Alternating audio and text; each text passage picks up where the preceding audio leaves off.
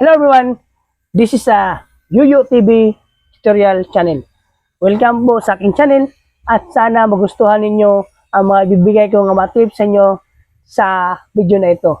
So support and subscribe my YouTube channel.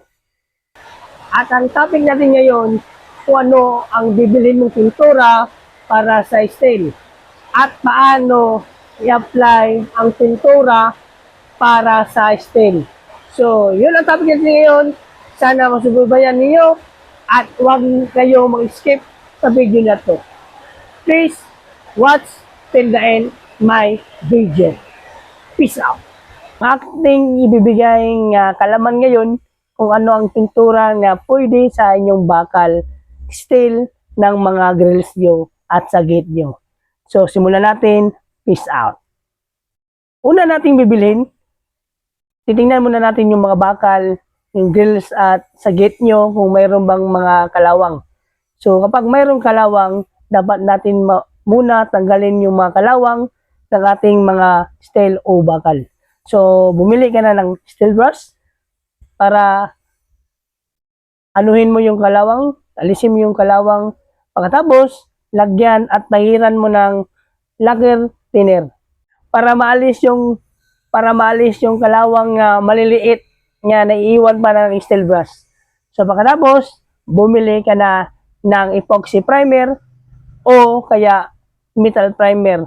Kung gusto mo na ng mura, metal primer. Kung gusto mo ng kalidad, epoxy primer. Then wag mo lang malilimutan na bumili ng thinner para sa inyong mga primer. Kasi kapag walang thinner, ang lagkit-lagkit kapag ina-apply mo siya. So, bumili ka na ng lager thinner.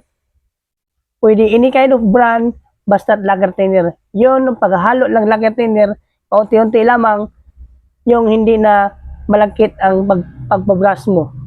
Then, pag natuyo na yung epoxy primer or metal primer na in-apply mo, so, gagamitin mo yan ng easy to use, easy to apply na pintura. Walang iba, kundi ang quick dry enamel. Maraming kulay po yan. Kayo na bahala pumunta sa masuki yung tindahan kung anong gustong piliin yung mga kulay sa quick dry enamel para sa inyong kulay, sa inyong style. So, sana nakatulong sa inyo ang mga basic tutorial lamang kahit kunti kalaman lang kung paano natin ipipintura ang pintura sa ating mga grills, gate, style ng ating mga bahay. So, huwag kalimutan mag-subscribe, mag-comment, mag-like, and i-hit mo na ang notification bell para lagi kang updated sa mga post ko. And daghang salamat. Peace out.